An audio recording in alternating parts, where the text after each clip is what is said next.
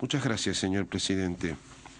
Señores miembros de la Corte, es para mí un honor presentarme ante esta Corte hoy, representando a la República de Chile. En diversas oportunidades esta semana, en particular en las intervenciones del profesor Lowe y de Sir Michael Wood, la metodología técnica para la determinación del límite exterior de una zona basada en distancias y su relación con el límite lateral de dicha zona se ha presentado de una forma que, siendo generosos, podríamos llamar incompleta.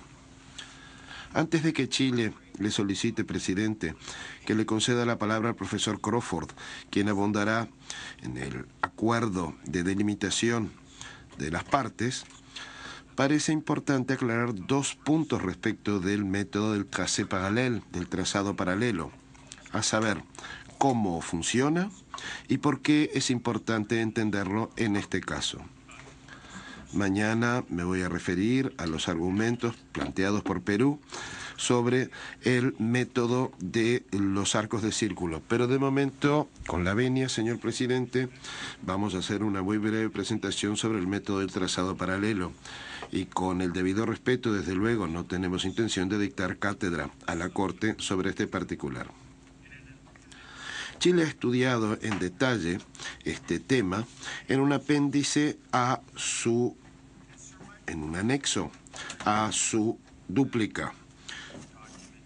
Sir Michael Wood calificó ese documento de erudito, pero luego dijo que estaba sesgado, aparentemente porque dicho anexo no abordaba todos los acontecimientos posteriores a 1952. No obstante, el propósito de dicho anexo o apéndice era justamente el estudiar este asunto tal y como se presentaba en la fecha de la Declaración de Santiago. En la pantalla verán ustedes una representación esquemática de una costa normal, sencilla. Imaginemos que ese estado costero reclama una zona marítima de 200 millas marítimas utilizando la técnica del trazado paralelo para determinar su límite exterior.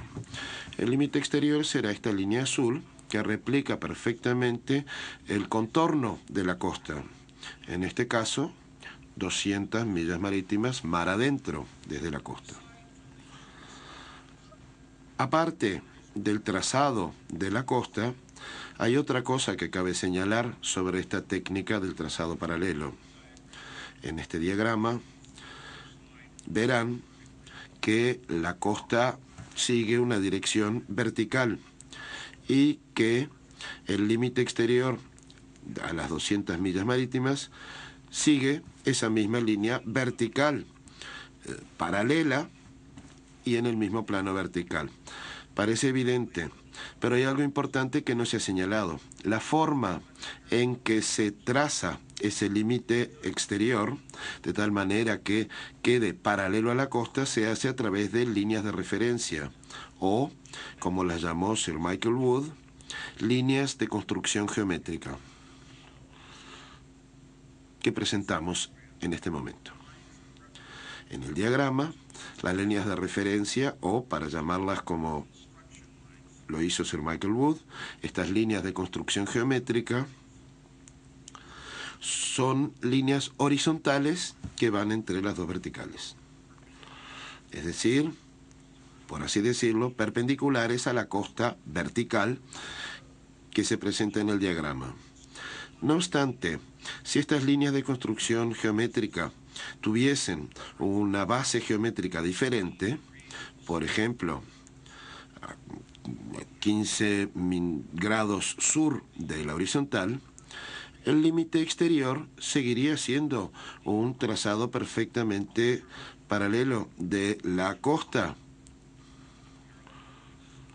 que se trazaría de esa manera, con líneas paralelas, pero tendría esa modificación en el sentido de que la frontera exterior estaría desplazada 15 grados al sur en relación con la costa. El hecho es que la orientación de las líneas de construcción geométrica,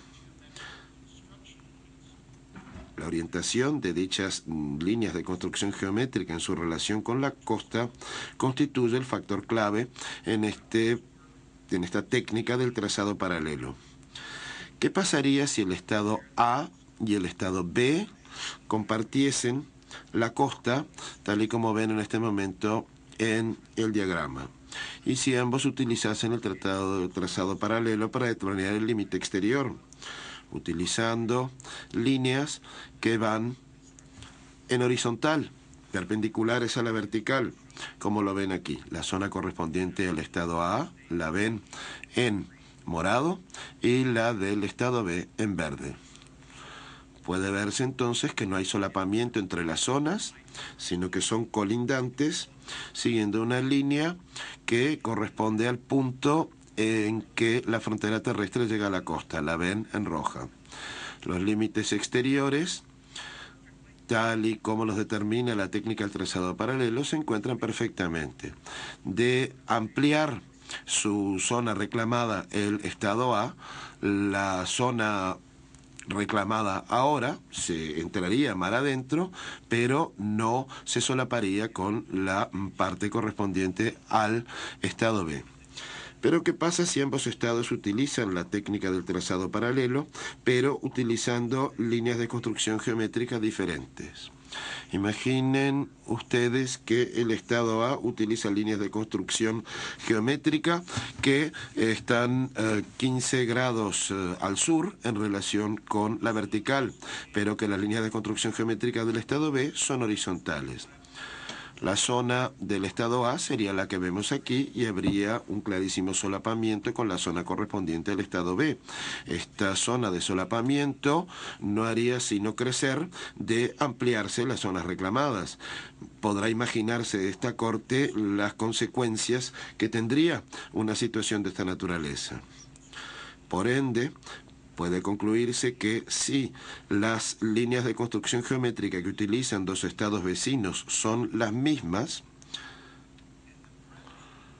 en la aplicación del método del trazado paralelo, y si la longitud, la extensión de las zonas es la misma, no habrá problema. Pero si las zonas de construcción geométrica son diferentes, sí que habrá problemas. En el párrafo 331 y siguientes de su réplica admite Perú, tal y como lo confirmaron esta misma semana el profesor Lowe y Sir Michael Wood, que en 1947 Perú utilizó el método del trazado paralelo para determinar el límite exterior de la zona que reclamaba y que utilizó el paralelo geográfico como línea de construcción geométrica.